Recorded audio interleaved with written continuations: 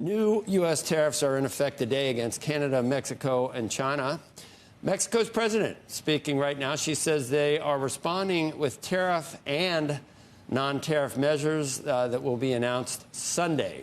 She said it's not their plan to start a trade confrontation. But joining us now, Commerce Secretary Howard Lutnick. About time you're back on here, Mr. Secretary. We hoped you get that. No, we didn't. But you were on quite a bit before it all became official. But hopefully this is the beginning of a lot of appearances, and you can come in studio as well. It's good to see you. Great to see you. I think of Cantor as more bond than stocks. If we were going to measure what's happening so far in the bond market, things are going swimmingly with the 10-year. I'm not so sure about the stock market at this point. How much do you expect as far as a reaction to some of this stuff? And what is the president's and your tolerance for a dislocation, if you will, in the stock market? Well, remember, the current tariff policy is a drug-related policy. There's opioids pouring into this country. They're killing about 75,000 autopsied Americans a year. So imagine if you lost or I lost one of my children, would the first thing I do is worry about an autopsy? So the president thinks there's multiples of that. People who've died, and there is no price for American death. So his view is we've got to protect American lives, and that's what these tariffs are about. So let's differentiate between today's tariffs, which are about saving Americans' lives. China makes the opioid products, and then Mexico and Canada feed them into America, and that's got to end. They've done a nice job on the border, but they haven't stopped the flow of fentanyl. And then if you want to talk about trade policy, that starts April 2nd. And that's a very, very clear reset that these countries have used us and abused us, and that is going to change. But that starts April 2nd, so let's keep the two separate, and I'm happy to talk about either way. An ounce of fentanyl is bad, but it just sounds, when you talk about Canada, it sounds like an excuse, or at least people think it's an excuse. However, 43 pounds came across the Canadian border last year versus 21,148 pounds across from Mexico. So is it really fentanyl? I mean, I can give you, and you can confirm whether this is true. Is milk still 270%, cheese 249%, yes. Butter? Are yes. all those still yes. poultry 238, egg? I mean, it's across the board. These are peanut butter. All this from Canada, 295%. Why use fentanyl? That would mean that you could take the tariffs off if they did something with fentanyl and make no progress on all the tariffs or on all the tariffs that are coming from Canada down here. Remember, the process in America for tariffs is that the president launched a study, and those are the rules of tariffs in America, and that study is finished on April 2nd. So on April 2nd, the president will have all the tools in his arsenal that he wants to do to reset tariffs. So he will be addressing all of those products in Canada. The fact that, you know, Canada has a national sales tax. Another way to say it is a national tariff on our products. And we sell, you know, they import from us very little, and we export, and they export to us huge amounts. So the idea is that's going to be reset, but that starts April 2nd.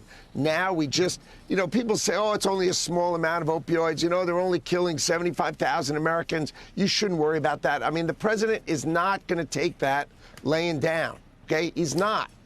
These things just have to end. And we need to see material reduction in autopsy deaths from opioid. And that's what the president is talking about. This is not a trade war. We are going to reset trade policy on April 2nd. You've got China's got huge tariffs on us, huge tariffs on everything with us.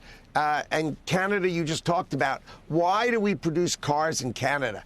They've had an invitation, Canada and Mexico had an invitation to trade with the amazing economy of the United States of America, and they have abused that invitation, and the president's going to reset that, but that's April 2nd. That's not today. Today's opioids April 2nd, I'll be here talking to you about how trade policy is going to change and we're going to make it fair to Americans. I know people worry about short term, but we are going to bring jobs. You are never going to see the amount of production come back to America than Donald Trump is going to bring back to America. Trillions and trillions of dollars of production is going to come back to America, creating great jobs in America. And that's why the Americans elected Donald Trump, and he's going to deliver for them.